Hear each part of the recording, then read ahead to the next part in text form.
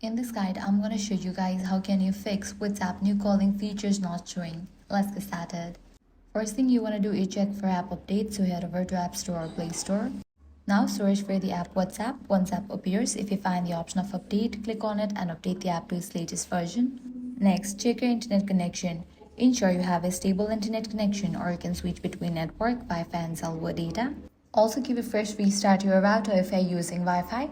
Another thing to keep in mind that as new WhatsApp features are often released gradually. Even if you're using the latest version, the feature may not be available for every account immediately. In this case, you will simply need to wait until WhatsApp enables it for your account. If you're using WhatsApp on multiple linked devices, make sure all of them are updated to the latest version. Outdated linked devices can sometimes cause certain features to be unavailable or not sync properly.